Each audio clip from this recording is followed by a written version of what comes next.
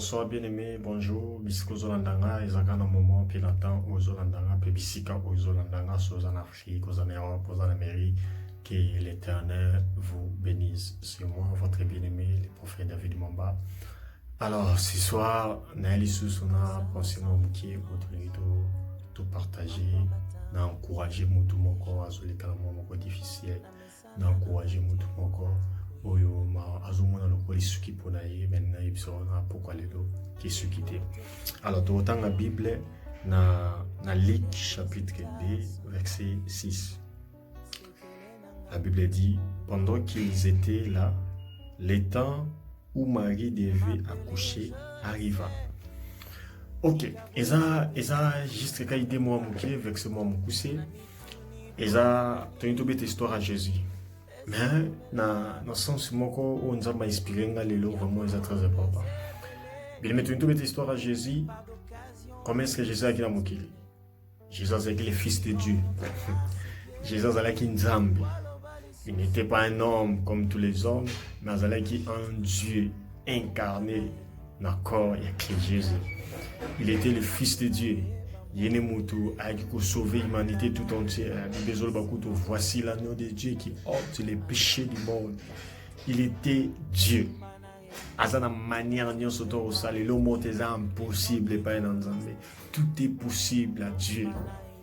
Et l'homme est au kangaï à tel point que Yesu azala nzamba tamula likola mai. Le mot est impossible à tamula likola mai. Mais notre Jésus il a marché sur les eaux. Nino ezaki impossible pas na Nzambe abiki sabato yo babane ko bela maladie grave abiki sabato bazaki ba avec les naissances abiki sabato basele ba 30 quelques années na kati maladie mais ce jour là kutane na Jésus c'est abiki saki azalaki mutu moko extraordinaire. Il est mort, il est ressuscité maintenant afandi na droite sa papa pour nous intercéder dans notre famille. Mais tale loko Dieu ou Nzambe il fallait botama pour sauver mokili. Ce qui Nzambo Nzambe il fallait sala kaka ke ayena mokili mbala moko bia kitika mbamona ki moto bo ayena mokili. Mais Nzambo Nzambe abotama ki lokola mwana nyonso. Wow, c'est très important. Lokola mwana nyonso to abotama. Jésus abotama lokola mwana nyonso. Ahumela ki na libuma mama na 9 mois. Bible zoloba les temps Oyo Marie fala bota et kokaki. Oh là là, c'est ça mon pensée. Tant o Marie fala bota et kokaki. Yesu abomi. O azanzan. Azeli 9 mois la katalibo. Ni teti Yesu azela ki 9 mois. Même pour banda ministère na azela ki 30 ans. Pour banda ministère. Bimenani na yebisa mutu moko bien-aimé zala patient. Soki Nzambe o azanzambe. Azana mission moko boy quelconque pour nous sauver l'humanité tout entière. Mais azala qui patient. Nzambo azanzambe il fallait ça la taka na 2 mois pas Maria boti. Mais Nzamba a azeli ti 9 mois ti air normal au muta botaka. Pour la bino. Ni tete ça aleki saki âge adolescent. Wow. Ni tete ça ne konanga âge adolescent leki fala pendant moment ministère azala pressé pendant ministère pour sauver mon kili. Non, Nzambe la likolo azala ki pressé azala ki calme posé pour na air na yeton kokaki 30 ans de Jésus abani ministère là. Oh bien-aimé, eloni na loba. Eloni na loba de konanga azala patient. Zala patient Seigneur Jésus. Zala patient bien-aimé dans le Seigneur. Zala patient de konanga. Kozala pressé kozala presso gagner kakate de kolangai okoya ko perdre loka mutuya onzamba te abongisi pono bien mais elo ina ibiso phrase muke zela 9 mois. Wow, zela 9 mois na eko kande kolangai. Oh bien aimé oza déjà na zemi ngobote quelque chose oza na zemi ngobote msusu élévation moko oza na zemi msusu ngobota succès moko oza na zemi msusu ngobota mwana physique oza na zemi msusu nzamba nga bamolona mwana oza na zemi nzamba nga pambona libala oza na zemi lembi makambwana et tellement que lembi oui bien aimé tongo mama za na zemi ndekolangeza la ka facilité. Moi surtout pour ça kaka mwana ngo abima mais à cause la 9 mois. Oh bien-aimé dans le Seigneur. Et là on a nina yebisa onde konanga zala patient. Ce qui nzamela likola zala ki patient. O atambola likola mai. O akufa seko. Bien-aimé azala ki patient ya kufanda na kati ya libumu. pendant 9 mois pas bimi. Bien-aimé, ça la patient. Ça la patient de konangai. Yem sunzamba zo préparer quelque chose à bien pour nous.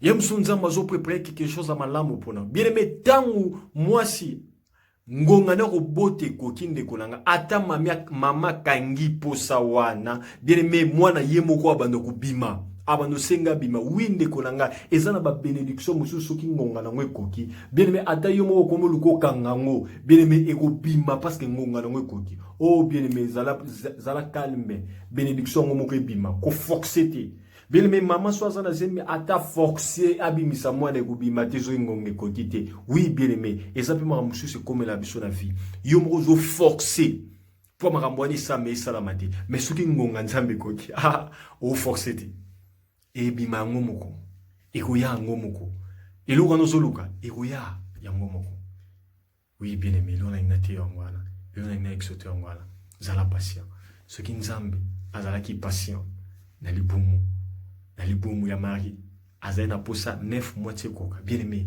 zela 9 mois na yo ekoka zala patient de kolanga oui nayebi ke to passer temps moko difficile nayebi ko zo passer temps moko difficile nayebi ko zo passer temps moko zo mituna ba question nayebi ko zo passer temps moko bozo ko miloba est-ce ko simba to ko simba te est-ce que nzamba nga zana nga to zana bien-aimé nzamba zana yo mais loko na zo senga no eza patient patience de kolanga bien-aimé même ici to zana ba période ya coronavirus ne konangai e ko permettre e ko kanga nzambe te po salela yo soki ngongano ezalaki atana kana temps ya crise de kolangai ya yo e ko salama parce que nzamba lo bien. Oh bien, Bible qui dirait une chose arrive sans que l'Éternel ordonne. Bien, mais ce qui nzamba a ordonné, que c'est de kolanga et l'eau moko salama pona une benengue ko salama pona. Et ko salama de kolanga. Et ko salama. Zala patient. Nzamba na quelque chose à meilleur. Zala patient, nzamba na quelque chose moko bon pour la yo. Merci beaucoup bisco zali. Yum toza touché dans cette parole. Yum to monique parole yé pour la yo. Tu pries même pendant 1 minute. Alléluia. Père de gloire, je te dis merci pour cette exhortation. Merci Adonai, merci les Tout-Puissants. Adonai, nazo sambela pona maman moko, nazo sambela pona papa moko elenge moko.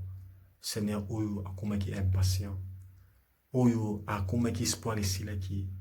Oyo amimona lokola otiki. Oyo amile alembi condition oyo. Seigneur, que ton esprit, Père de la moussa, Seigneur. L'obéla a loko moko, Seigneur Jésus. Et là, qui sait que Seigneur, ou tiki et tous anaï. Batelaï. Batelan de cognos. Pambola de cognos.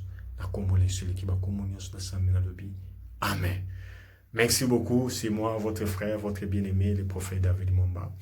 Alors, l'andangana, ma chaîne YouTube, le prophète David Mwamba, c'est page Facebook, le prophète David Mwamba, je suis là, appelle-moi, écris-moi, si tu as besoin de conseils, si tu as besoin de consultations prophétiques, nous sommes là pour vous. Merci beaucoup, que l'Éternel vous bénisse. Thank you.